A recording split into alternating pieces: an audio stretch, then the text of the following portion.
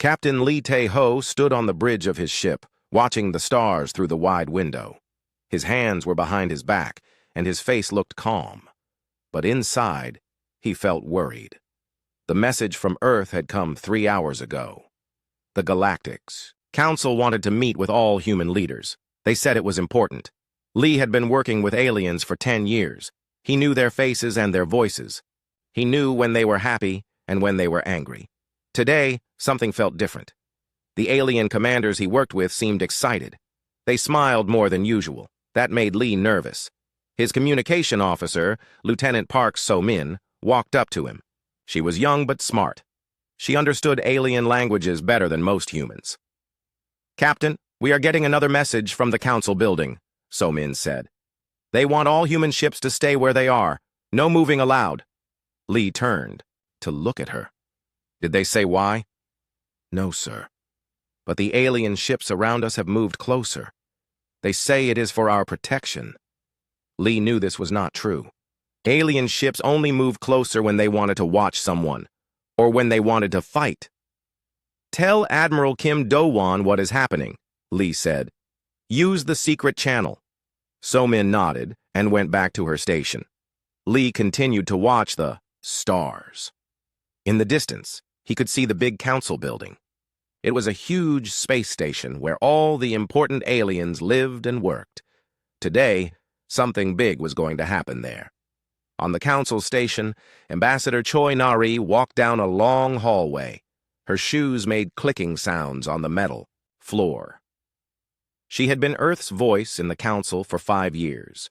In that time, she had learned that most aliens thought humans were not very smart. The aliens called humans a junior species. This meant they thought humans were like children. They believed humans needed to be told what to do. Choi hated this, but she had to be polite. That was her job. She reached the big council room. The doors opened, and she walked inside. The room was huge, with seats for hundreds of aliens. But today, only the most important ones were there. In the center sat the Vorthak leader, a creature that looked like a giant lizard with 4 arms. Next to him was the Nexari ambassador, a tall gray, being with big black eyes. "Ah, the human representative has arrived," said the Vorthak leader. His voice was deep and scary. "Please sit down. We have much to discuss." Choi walked to the small chair they had given her. It was much lower than the alien chairs. This was done on purpose to make her feel small. "Thank you for calling this meeting," Choi said. "Earth is always happy to help the council."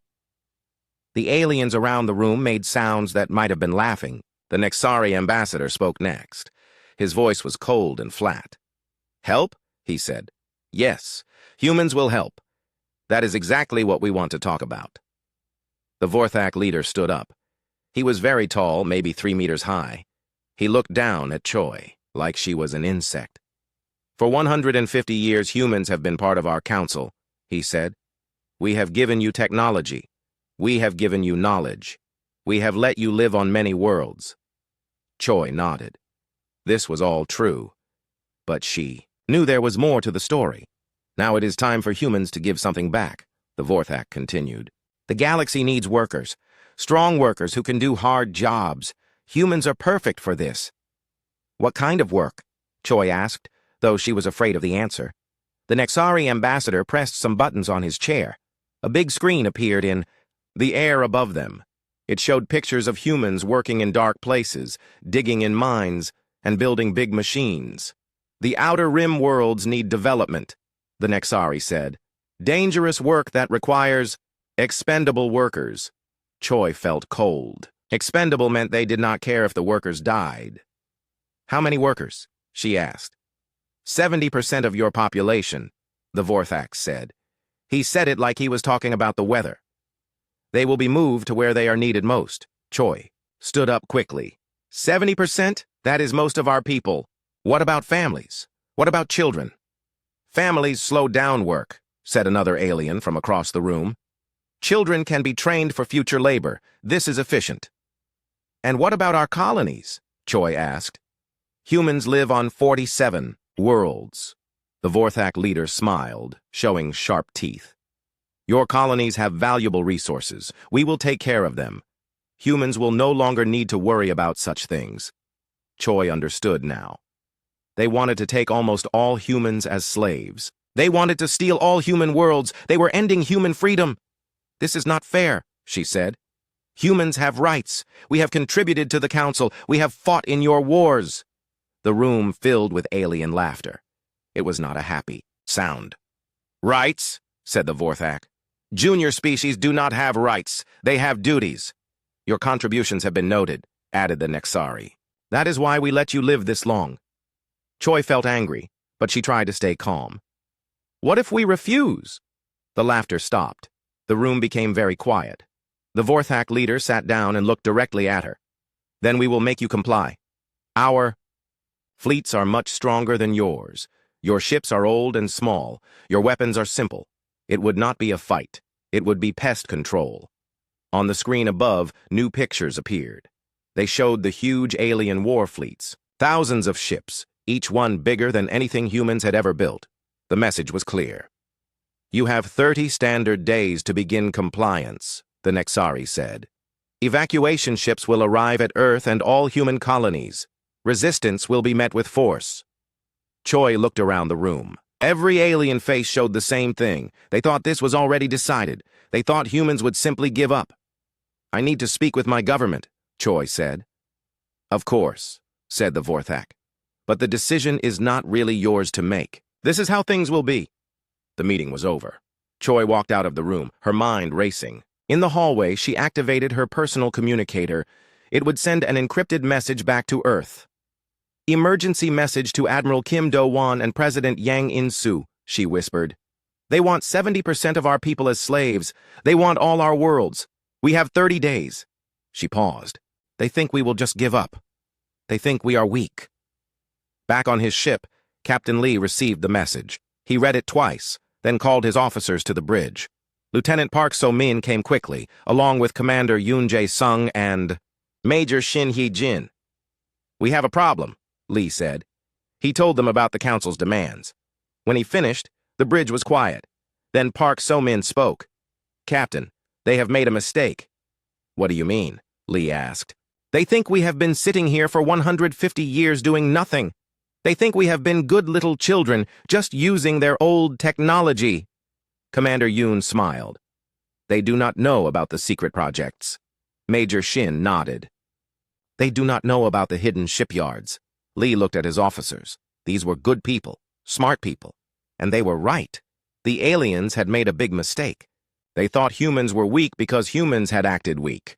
But sometimes, acting weak was the best way to prepare for war. Send a message to Admiral Kim, Lee said. Tell him it is time to wake up the sleeping fleet. As his officers worked, Lee looked out at the stars again. Somewhere out there, the alien council was celebrating. They thought they had won before the fight even started. In 30 days, they would learn how wrong they were. The countdown had begun. The message from the council reached Earth 12 hours later. President Yang In-soo read it in his office, deep underground in the old Seoul Command Center. The room was filled with screens showing every human world, every human ship, and every alien fleet position. Yang was an old man, but his eyes were still sharp. He had been president for 8 years.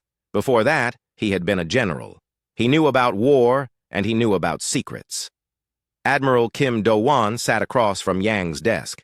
Kim was younger, maybe 50 years old, with gray hair and serious eyes. He had been waiting for this day for a long time.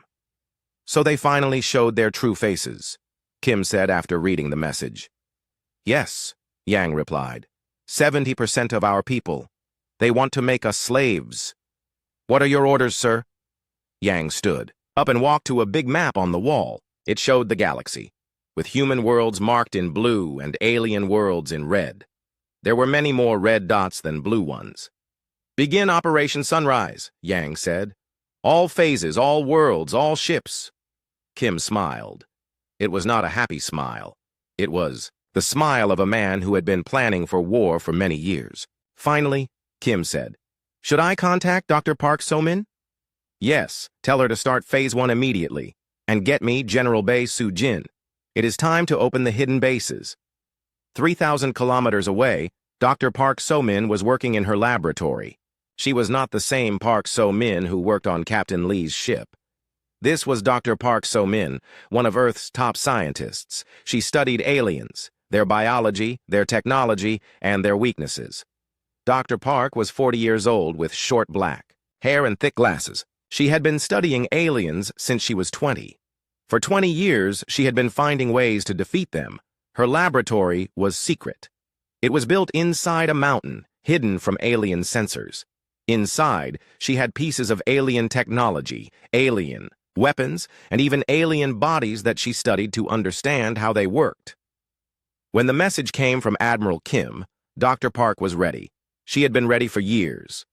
"Begin Phase 1, she said to her team of 30 scientists. "Start uploading the viruses to all alien networks." "Yes, Doctor," said her assistant, Dr. Kang Min-ho. He was young but brilliant. He understood alien computer systems better than the aliens did. Dr. Kang sat at a special computer terminal. For 5 years, he had been secretly placing tiny programs inside alien computer networks. The aliens never noticed because the programs looked like normal system updates. "Uploading now," Dr. Kang said. "The viruses will wait for our signal, then shut down their defense systems." On the other side of Earth, engineer Yoon Jae-sung was floating in space. He wore a special suit that made him invisible to alien sensors. Around him floated a massive construction project that the aliens had never seen. Yoon was 55 years old and had been building ships for 30 years. But these were not normal ships. These were warships, hidden inside what looked like empty asteroids. "Control, this is Yoon," he said into his radio. "The hidden fleet is ready. 2,000 ships, fully armed and fueled." The voice of General Bae Soo-jin came back through his earpiece.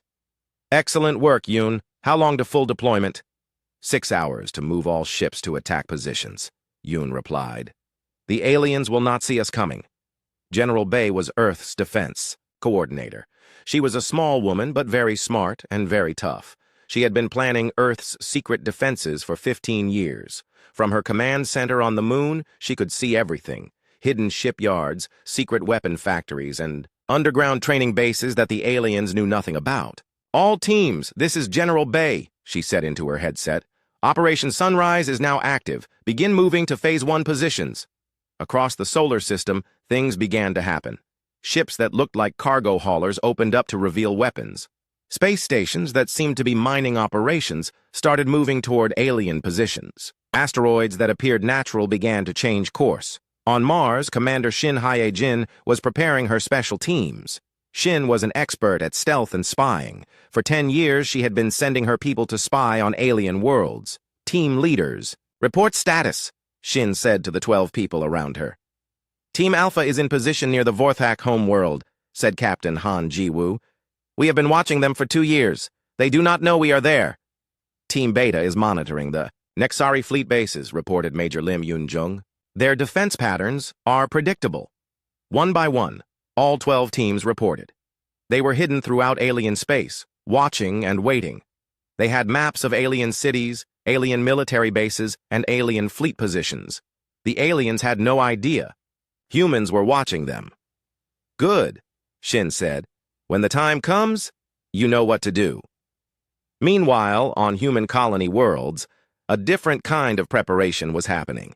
The aliens had told humans to prepare for evacuation. Humans were doing exactly that, but not the way the aliens expected. On New Seoul, a human colony world, Governor Oh Dong-hyun was talking to his people. Oh was a big man with a loud voice, and people liked him because he always told the truth. "Friends," Oh said to the crowd of 10,000 humans, "the aliens think we are sheep. They think we will walk quietly onto their ships and become their slaves." The crowd was angry. People shouted and raised their fists. "But we are not sheep," Oh continued. "We are wolves, and it is time to show our teeth." Behind Oh, workers were loading what looked like evacuation supplies onto transport ships. But inside the boxes marked food and medicine were weapons and explosives. The ships that looked like civilian transports were actually disguised warships. The same thing was happening on all 47 human worlds. Humans were pretending to prepare for slavery while actually preparing for war. Back on Earth, Ambassador Choi Na-ri was in a meeting with alien representatives. The aliens had come to oversee the evacuation process. "We are pleased with human cooperation," said the Vorthak officer. His name was Commander Vorak, and he looked down at Choi like she was dirt. "We want to do what is best for everyone," Choi said. She had practiced sounding weak and scared. "Good," Vorak said. "Our ships will arrive in 28 days. Have your people ready." "Of course," Choi replied. "But we will need more time to move everyone. Humans are slow." Vorak laughed. "Yes, humans are slow. And stupid. This is why you need masters." What Vorak did not know was that Choi was recording everything, every word, every insult, every threat. Later, these recordings would be broadcast to every human world, making people even more angry and ready to fight. After the aliens left, Choi contacted President Yang. "They are so confident," she reported. "They think we are already defeated." "Perfect," Yang said. "Let them think that. In 27 days, they will learn the truth." In space, Captain Lee Tae-ho was playing his part perfectly. His ship and crew acted like they were scared and confused. They sent messages asking for instructions, like humans who did not know what to do. But secretly, Lee was coordinating with Admiral Ko Yonsu, who commanded the hidden battle fleet. Ko was an expert in space warfare, and she had been waiting for this chance her whole life. "All ships report ready," Ko told Lee through their secret communication channel. "Excellent," Lee replied. "The aliens have moved most of their fleet away, from their home worlds. They think they only need a few ships to watch us." "Their mistake," Ko said. "When we attack, half their fleet will be in the wrong place." As the days passed, more humans moved into position. Dr. Park's computer viruses spread through alien networks like a plague. Engineer Yoon's hidden ships moved closer to their targets. Commander Shin's spy teams gathered final intelligence. The aliens saw none of this. They were too busy celebrating their victory. They had already started dividing up human worlds among themselves. They were arguing about which species would get the best human slaves. On day 25, something interesting happened. 3 alien species sent secret messages to Earth. They were smaller species that the big aliens bullied, just like they bullied humans. "We want to help," said Ambassador Seo Kyung-min, representing the Altarians. "The Vorthak and Nexari treat us badly too. President Yang met with these aliens secretly. They told him about alien military plans, alien fleet movements, and alien weaknesses." "Why are you helping us?" Yang asked. "Because you treat us like equals," replied the Altarian. "The others treat us like servants." This gave Yang an idea. Maybe this war would not just be about saving humans. Maybe it could change the whole galaxy. On day 27, Admiral Kim gave the final order. "All units prepare for Phase 2. In 72 hours, we show the galaxy what humans are really capable of." Across space, thousands of humans received the message. They checked their weapons, started their engines, and said goodbye to their families. The aliens were still celebrating. They still thought humans were weak and stupid. They had no idea that the biggest surprise in galactic history was about to hit them. In 3 days, the galaxy would change forever, and it would all start with a species that everyone had underestimated. Day 29. The galaxy was quiet. Alien ships moved slowly toward human worlds, confident and lazy. The Vorthak and Nexari leaders were already planning victory celebrations. They had no idea that this would be the last quiet day they would ever see. Captain Seo Kyung-min sat in the pilot seat of the flagship Indomitable Will. The ship was huge, bigger than any alien vessel, but it looked like a simple cargo hauler. Hidden inside its fake hull were weapons that could destroy small moons. "All systems ready, Captain," reported his weapons officer, Lieutenant Jang Ye-jin. "The quantum cannons are charged and waiting." "Good," Seo replied. "Fleet Admiral Han Ji-woo, are all ships in position?" Fleet Admiral Han's voice came through the communication system. She was commanding the entire operation from her flagship hidden behind Jupiter. "All 2,000 ships are ready," Han said. "Dr. Lim Eun-jung, report on alien defenses." Dr. Lim was the fleet's AI specialist. For years, she had been preparing. "Computer programs to shut down alien systems. All viruses are in place," Dr. Lim reported. "When I activate them, alien shields, weapons, and engines will stop working." On the Vorthak homeworld of Corvana, the alien leaders were having a party. They were celebrating the end of human independence. In the Great Palace, hundreds of alien officials were drinking and laughing. "To the new slave species!" shouted General Thurok, the Vorthak military commander. He was a huge creature with thick armor and sharp claws. "To easy profits!" replied Minister Zolth of the Nexari. His gray skin was decorated with expensive jewels stolen from conquered worlds. What they did not know was that Commander Shin Hyejin and her team were watching from the shadows. Shin had been on Corvana for 2 years, studying alien defenses. She knew every guard post, every weapon placement, and every escape route. "Team Alpha report," Shin whispered into her tiny radio. "Orbital defense platforms mapped and ready for sabotage," came the reply from Major Huang Sang-min. "Team Beta report. Military command center located. We can take it in 10 minutes, said Colonel Ryute Young. Shin smiled. The aliens thought their home world was safe. They were wrong. In space above Corvana, the alien defense fleet was spread out and relaxed. Most of the ships were running with skeleton crews. The alien commanders were at the party, drinking and boasting. Admiral Ko Yeonsu watched them from her hidden position. Her stealth ship, Shadow Strike, was invisible to alien sensors. Around her, 50 more human ships waited in the darkness. "Lazy fools," Ko muttered. "They make this too easy." At exactly midnight, Galactic Standard Time, Admiral Han Ji-woo gave the order that changed everything. "All units, this is Admiral Han. Operation Sunrise, Phase 3. Attack! Attack! Attack!" Across the galaxy, human ships dropped their disguises and opened fire. On Corvana, Dr. Lim's computer virus activated first. Every alien ship suddenly went dark. Their shields failed, their weapons stopped working, and their engines shut. "Down! What is happening?" General Thurok screamed as alarms began ringing in the palace. Before anyone could answer, Captain Seo Kyung-min's flagship appeared above the planet. The Indomitable Will was no longer pretending to be a cargo ship. Its true form was revealed, a massive battleship bristling with weapons. "Attention Corvana, SEO broadcast on all frequencies. This is Captain SEO of the Earth Defense Force. Your orbital defenses are down. Your fleet is disabled. Surrender now and no one gets hurt." General Thurok could not believe what he was hearing. "Impossible! Humans do not have ships like that." On the surface, Commander Shin and her teams moved fast. They had spent 2 years preparing for this moment. Major Huang's team destroyed the Orbital Defense Control Center. Colonel Ryu's team captured the military command building. In 20 minutes, the entire planet's defenses were in human hands. But Corvana was just the beginning. Admiral Ko Yeon-su led her fleet against the Vorthak battle station at Zerion Prime. The station was supposed to be unbreakable, protected by layers of shields and thousands of weapons. "All ships, target the shield generators," Ko ordered. "Fire quantum torpedoes."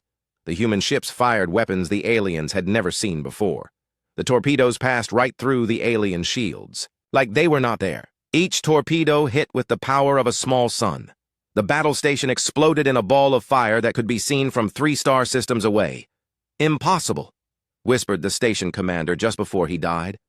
"Those weapons should not exist." At the same time, Colonel Oh Dong-hyun was leading the assault on the Nexari military base at Veltha.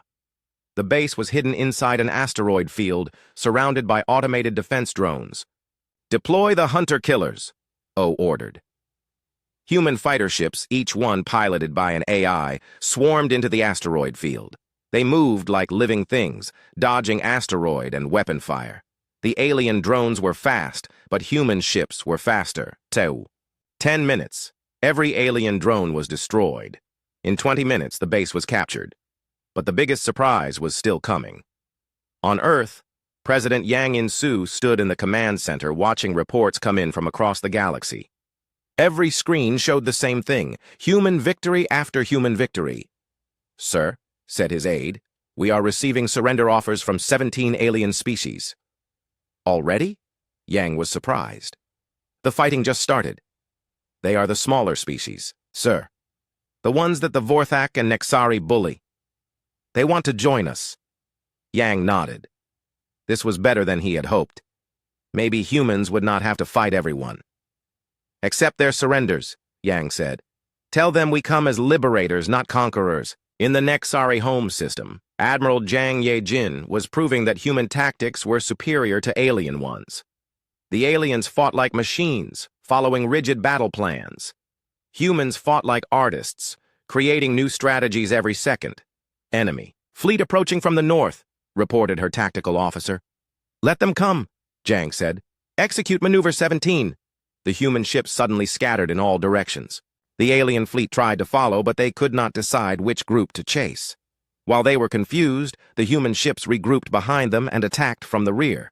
In 30 minutes, the entire Nexari fleet was destroyed. Dr. Kang Min-ho, the young scientist, was having the time of his life. From his control room on Earth, he was shutting down alien systems across the galaxy. Defense grid at Zephyr 7 is down, he reported happily. Communication network at Titan Base is offline, added his assistant. Their quantum computers are trying to fight back, said another technician. Let them try, Dr. Kang laughed. Our viruses are smarter than their best programs. The aliens were learning that their technology was not as advanced as they thought. Humans had been studying alien systems for 150 years. They knew every weakness, every flaw, every way to break them. On the colony world of New Seoul, Governor Oh Dong-hyun watched as alien transport ships approached his planet. The aliens thought they were coming to collect human slaves. They were about to get a big surprise. All defense platforms prepare to fire, Oh ordered. The platforms looked like simple mining equipment, but when they opened up, they revealed massive railguns that could punch holes through alien armor. Fire! Oh shouted. 20 alien ships exploded in the first volley. The rest tried to run, but human fighters were already chasing them. Welcome to New Seoul, Oh said to himself. Population, still free. By the end of the first day, the results were clear. 47 human worlds had been attacked. All 47 had won their battles. 3 major alien military bases had been destroyed. 2 alien home worlds were under human control. Most shocking of all, human casualties were almost zero. The aliens had lost hundreds of thousands of soldiers and crew members. In the Galactic Council chambers, the surviving alien leaders met in emergency session. They were no longer celebrating. How is this possible? Demanded Chancellor Morthak, of the Vorthak Empire. Humans are primitive. They have no real technology. Apparently, we were wrong, said First Speaker Nalith of the Nexari Collective. His gray skin looked even paler than usual. They have been planning this for years, said Admiral Vrex, one of the few Vorthak officers to survive the day. Their ships, their weapons, their tactics, none of it should exist. What are our losses? Morthak asked. Vrex looked at his datapad. 60% of our fleet is destroyed or captured. 40% of our military bases are offline. Our home world is under human control. The room was silent. In one day, the most powerful empire in the galaxy had been brought to its knees by a species they considered to be children. What do we do now? Asked a junior Nexari official. Before anyone could answer, the main screen activated. President Yang In-soo appeared, broadcasting from Earth. Greetings, Galactic Council, Yang said. His voice was calm but firm. As you can see, humans are not as weak as you believed. This is an act of war, Morthak screamed. No, Yang replied. This is an act of liberation. For too long, strong species have bullied weak ones. For too long, the galaxy has been ruled by fear and greed. What do you want? Nalith asked. Yang smiled. We want what we have always wanted. Peace, freedom, and equality for all species. The old way of doing things is over. It is time for something better. The transmission ended. The alien leaders looked at each other with fear in their eyes. In one day, everything had changed. The species they had planned to enslave had become their conquerors. 3 days after the first attack, the galaxy was in chaos. The mighty Galactic Council was falling apart. Some alien species were fighting to the death. Others were surrendering as fast as they could. Many were asking to join the humans. President Yang In-soo sat in his office on Earth, reading reports from across the galaxy. His secretary, Ms. Kim Ha-young, brought him tea and a list of surrender requests. 43 species want to meet with us, she said. 17 have already surrendered. 26 are asking for protection from the Vorthak and Nexari. Yang rubbed his tired eyes. He had not slept in 3 days. What about the big ones? The Vorthak and Nexari? Still fighting, sir. But they are losing badly. Yang looked out his window at the stars. This war was bigger than he had expected. When it started, he just wanted to save humans from slavery. Now it looked like he might have to save the whole galaxy. Set up meetings with the species that want to surrender, Yang said. But be careful. Some might be trying to trick us. On the Vorthak homeworld of Corvana, Admiral Zhang Yejin was dealing with a different problem. Her fleet was surrounding the planet, but the Vorthak government was refusing to surrender. They would rather die than admit defeat, reported Captain Park Jinwoo, her second-in-command. Then they are fools, Zhang replied. But we cannot just destroy the whole planet. There are civilians down there. The problem was that the Vorthak military was using their own people as shields. They had placed weapons inside cities, hoping humans would not attack. Admiral, incoming message from the surface, said Lieutenant An Mi-young. Put it through. The face of General Thurok appeared on the screen. The big Vorthak looked angry and desperate. Human scum, he shouted. You think you have won? We still have weapons that can destroy your entire fleet. Really? Zhang said calmly. Show me. Thurok pressed a button. On the planet's surface, a huge weapon began to rise from underground. It looked like it could destroy a moon. This is the planet killer, Thurok said. One shot will vaporize your ships. Zhang looked at the weapon for a moment. Then she smiled. Dr. Lim, are you seeing this? She asked. Dr. Lim Yun-jung's voice came through the communication system. Yes, Admiral. That weapon runs on quantum energy, just like their ships. Can you disable it? Already working on it, Dr. Lim said happily. On the screen, Thurok was preparing to fire his super weapon. Say goodbye, humans. He pressed the firing button. Nothing happened. He pressed it again. Still nothing. Having trouble? Zhang asked sweetly. Thurok's face turned purple with rage. Impossible. This weapon cannot be hacked. You aliens really need to learn, Zhang said. Humans are very good at breaking things. 2 hours later, Thurok surrendered. The entire Vorthak Empire was now under human control.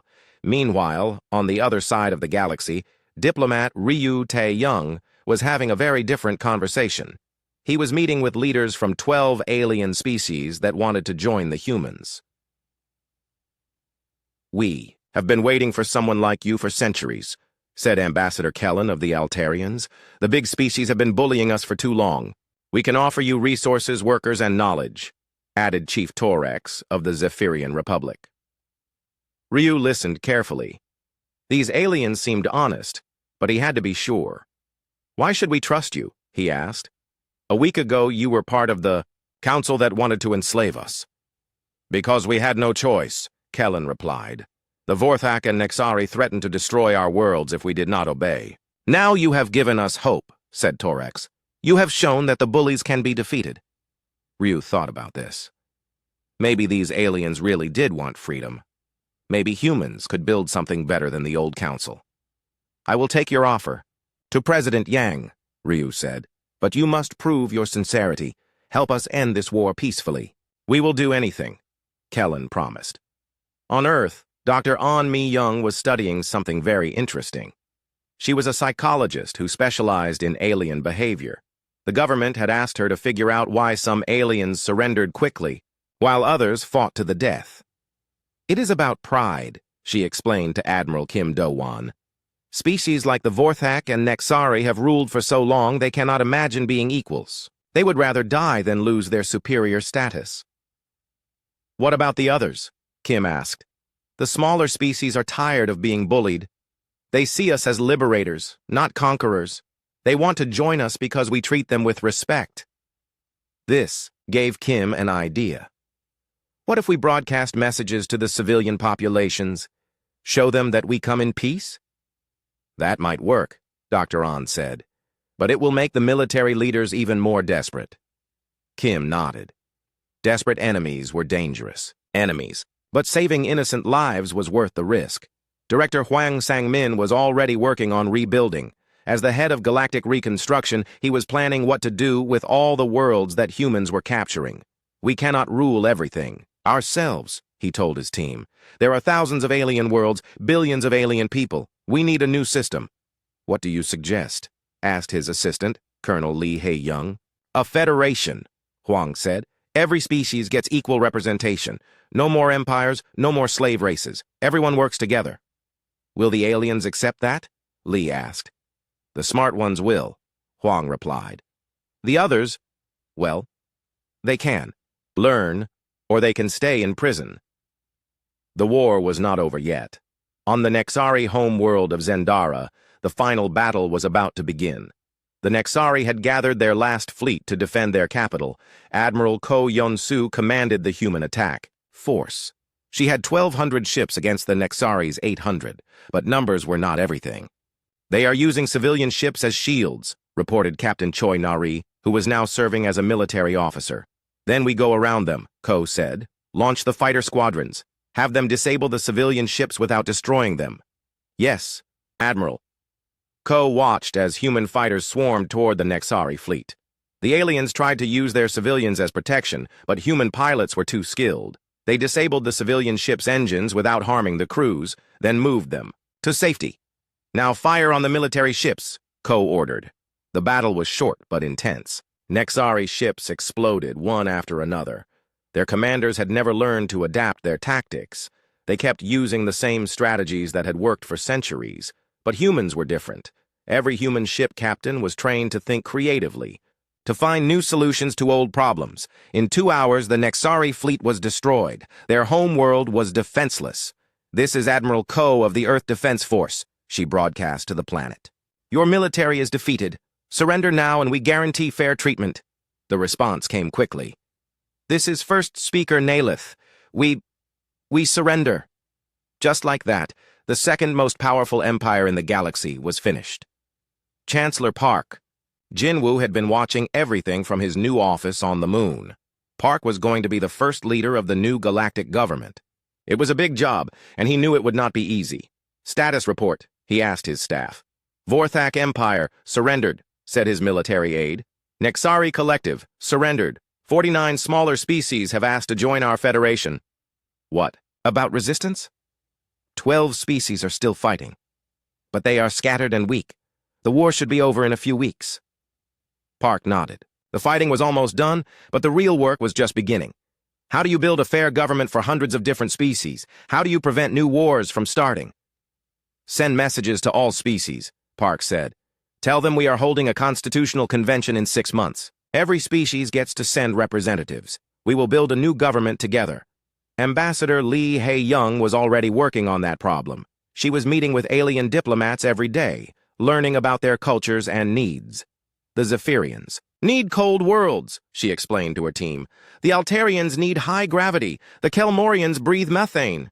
How do we make laws that work for everyone?" asked her assistant. "We focus on basic rights," Lee said. "Freedom, safety, representation. The details can be worked out locally." It was a good plan, but Lee knew some aliens would resist. Species that had been rulers for centuries would not want to become equals overnight. On his flagship, Captain Lee Tae-ho was dealing with one of those resistant species. The Draknari Empire was still fighting, even though they had already lost most of their fleet. "They have taken hostages," reported his tactical officer. "A whole planet of civilians. They say they will kill everyone if we attack." Lee thought carefully. This was the kind of problem that had no easy answer. "Get me Dr. Park So-min," he said. When the scientist appeared on his screen, Lee explained the situation. "Can you disable their weapons without fighting?" he asked. "Maybe," Dr. Park said. "I have a new virus that can shut down their life support systems. It will not kill them, but they will have to surrender or suffocate." "Do it," Lee ordered. 6 hours later, the Draknari surrendered. The hostages were free, and nobody had died. As the weeks passed, more and more alien species gave up fighting. Some surrendered because they were defeated. Others joined the humans because they wanted a better life. The old Galactic Council was gone forever. In its place, something new was being born. It would not be perfect, but it would be better. 5 years later, the galaxy was a different place. The old Galactic Council was just a memory. In its place stood the United Galactic Federation, with Earth as its capital and humans as its founding leaders. Chancellor Park Jin-woo stood at the window of his office in the new Federation building. Outside, he could see ships from dozens of different species coming and going. Vorthak traders worked alongside human merchants. Nexari scientists collaborated with Earth researchers. Former enemies had become partners. Hard to believe, isn't it? Said Admiral Ko Yeon-soo, who had come to visit. What? Park asked. 5 years ago, they wanted to make us slaves. Now they ask us for advice. Park smiled. People can change when they have the right motivation. It was true.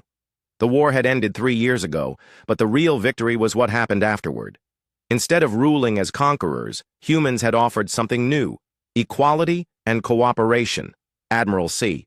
Ko now commanded the Federation Defense Force, which included ships and crews from 47 different species. Her flagship, the Unity, was crewed by humans, Altarians, reformed Vorthak, and even some Nexari.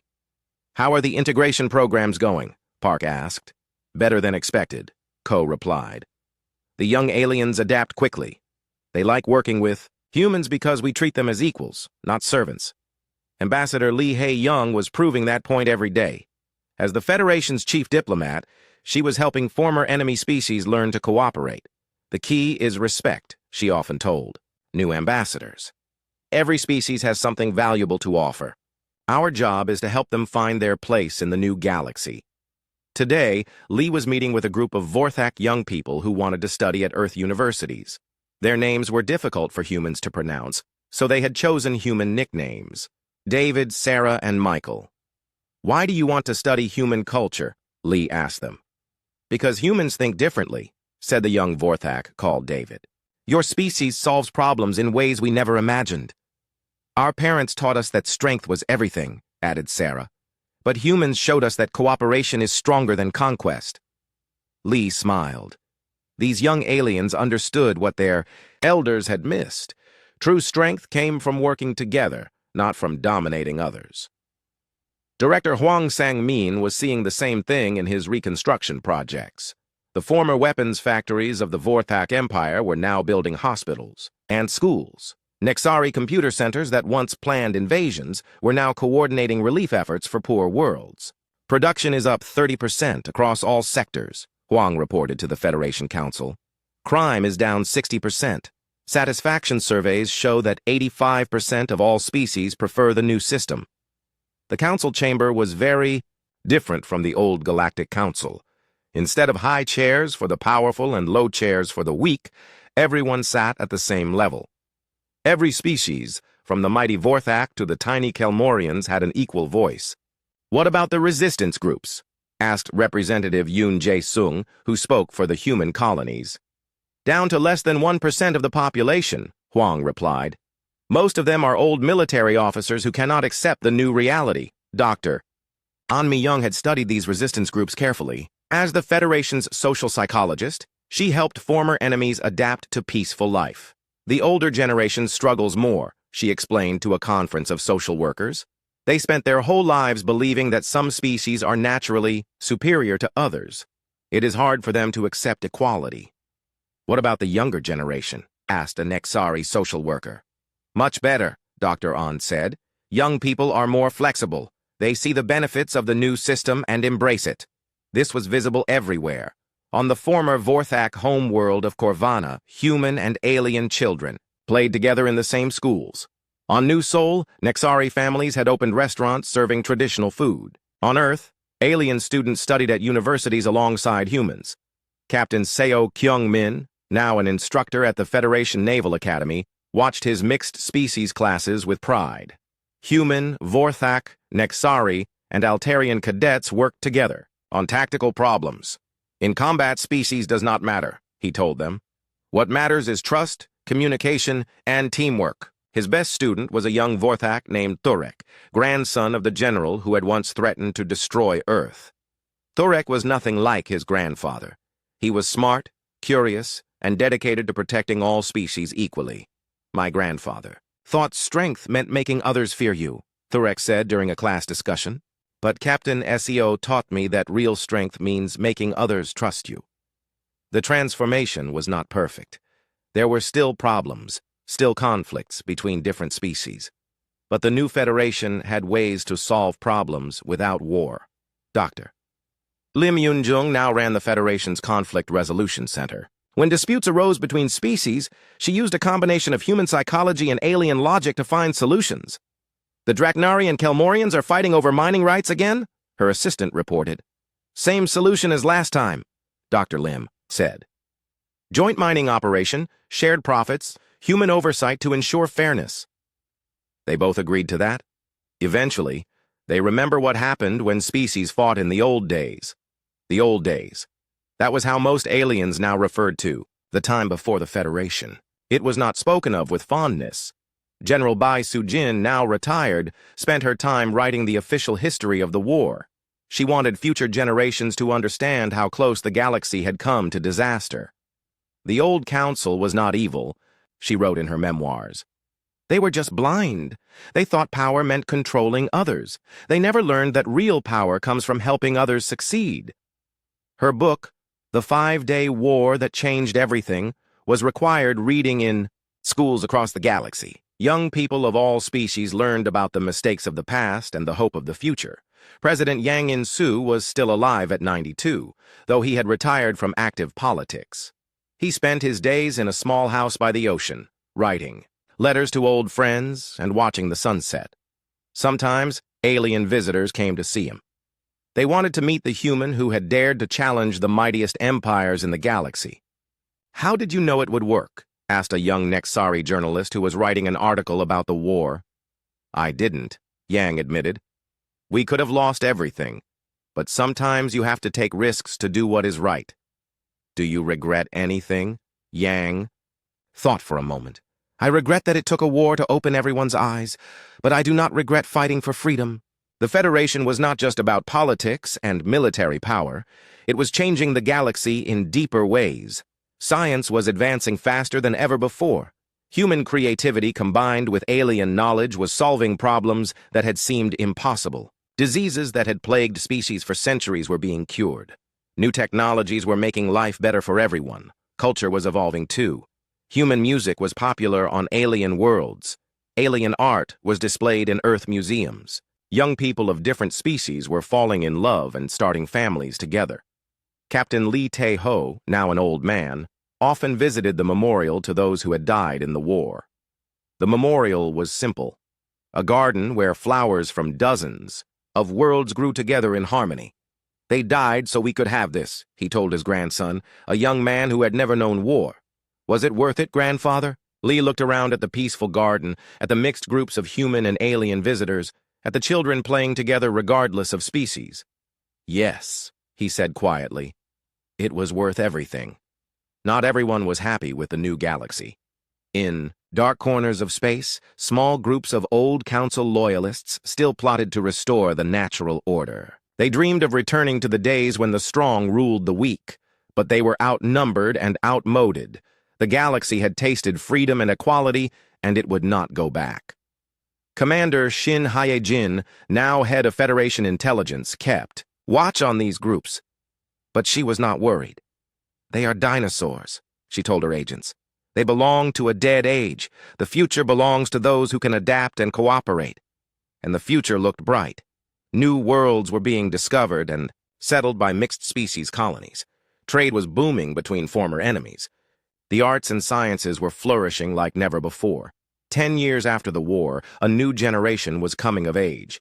These young people had never known the old council system. To them, cooperation between species was natural and normal. They would be the ones to carry the Federation into the future. They would face new challenges and find new solutions. But they would do it together, as equals, just as their parents had learned to do. Earth had struck back against oppression and won.